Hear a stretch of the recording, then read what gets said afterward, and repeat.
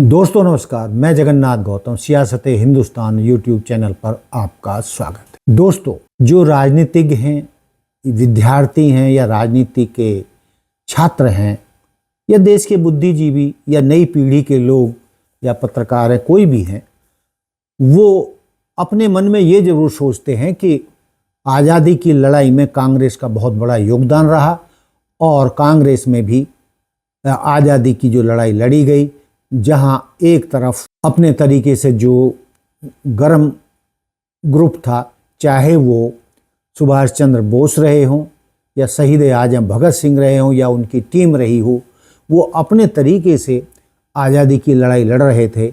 लेकिन गांधी जी अहिंसक तरीके से अंग्रेज़ों को देश से छोड़ने के लिए मजबूर कर रहे थे और उन्होंने आज़ादी अंतिम में अपना लक्ष्य रखा था, जिसमें कांग्रेस और गांधी जी और उनकी टीम देश को आज़ाद कराने में कामयाब रही।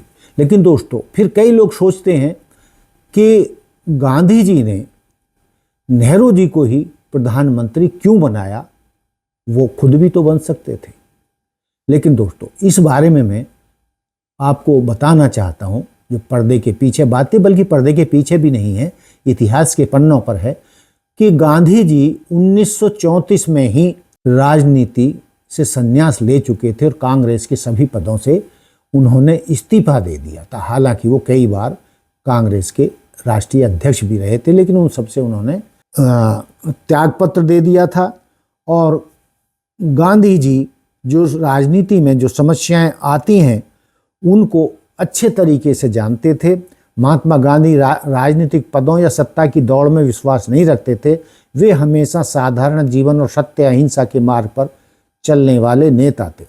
उन्होंने कई बार स्पष्ट किया था कि सत्ता के पदों में रहकर लोगों की सेवा नहीं की जा सकती, बल्कि वे मार्गदर्शन और नैतिक नेतृत्व के माध्यम से देश की सेवा करना चाहते हैं। गांधी ने खुद कहा था कि वे राजनीतिक पद के लिए उपयुक्त नहीं हैं और उन्हें लगता था कि प्रधानमंत्री का पद उन्हें सीमित कर देगा, क्योंकि वह बहुत सारी प्रशासनिक जिम्मेदारियों में फंस जाते। और उनको लगता था कि जवाहरलाल नेहरू प्रशासनिक और राजनीतिक अनुभव में गांधी जी से अलग थे। वे आधुनिक दुनिया और अंतर्राष्ट्रीय राजनीति में देश का प्रतिनिधित्व करने में सक्षम थे। नेहरू जी युवा और सक्रिय नेतृत्व की छवि मिली थी, जिससे देश को नई दिशा देने में मदद मिली। कांग्रेस पार्टी और गांधी जी ने देखा कि स्वतंत्र भारत को संगठनात्मक और तकनीकी रूप से मजबूत नेता की जरूरत है और नेहरू जी उस भूमिका में सबसे ज़्यादा फिट बैठते थे।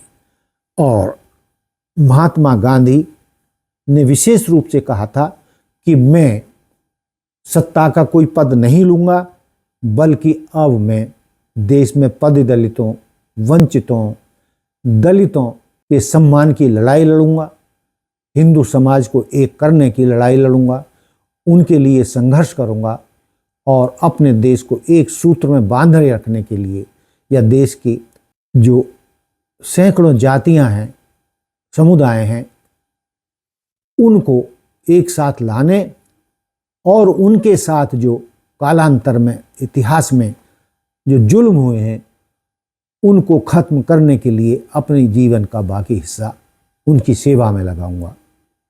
वो अपने समाचार पत्र हरिजन में भी इसी तरीके के लेख लिखा करते थे कि वो सत्ता वाली राजनीति के अनुकूल अब है नहीं और उनकी उम्र भी 78 साल की हो गई है। और यही कारण सरदार पटेल के बारे में भी कहा जाता है कि सरदार पटेल भी उम्रदराज थे और बीमारियों से ग्रसित थे और वो आज़ादी के बाद बहुत ज़्यादा समय तक जीवित भी नहीं रहे। तो गांधी जी ने बहुत सोच समझकर युवा पंडित जवाहरलाल नेहरू को देश का प्रथम प्रधानमंत्री बनाया था और ये उनकी दूरदृष्टि थी कि उन्होंने एक सही और काबिल इंसान को चुना। तो दोस्तों, कई इतिहासकार हों, चाहे हमारे राजनीतिक शास्त्र के बच्चे हों, विद्यार्थी हों, कई बार वो सोचते हैं, उनके दिमाग में सवाल आते हैं कि नेहरू जी को क्यों प्रधानमंत्री बनाया, वो खुद क्यों नहीं बने, या सरदार पटेल को प्रधानमंत्री क्यों नहीं बनाया।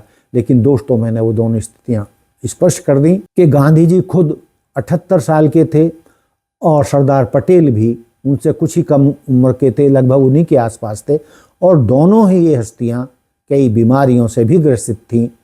उनका स्वास्थ्य भी बहुत अच्छा नहीं था, जबकि पंडित जवाहरलाल नेहरू बहुत ही विद्वान राजनीति शास्त्र के ज्ञाता, और राजनीति उनके खून में रची बसी थी।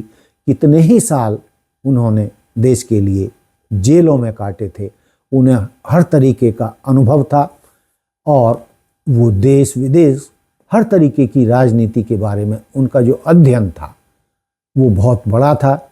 इसीलिए गांधी जी ने न खुद प्रधानमंत्री बने, न पटेल जी को बनाया, और युवा और जो हर तरीके से बेहतरीन काबिल नेहरू जी थे, जवान थे, उनको प्रधानमंत्री बनाने का फैसला लिया, और जो तत्कालीन समय के अनुसार बिल्कुल सही था जो गांधी जी ने किया। तो दोस्तों ये बात सभी लोगों को, जो ये बात जानते नहीं हैं, स्पष्ट हो जानी चाहिए। तो मैंने अपने तरीके से इस बात को स्पष्ट करने का प्रयास किया है, और मैं मान के चलता हूँ कि जो मैंने कहा है वो आप उसे पसंद करेंगे और आपको न्याय संगत लगेगा। इसी के साथ मैं अपनी बात समाप्त करता हूँ। जय हिंद, जय भारत, जय संविधान, नमस्कार।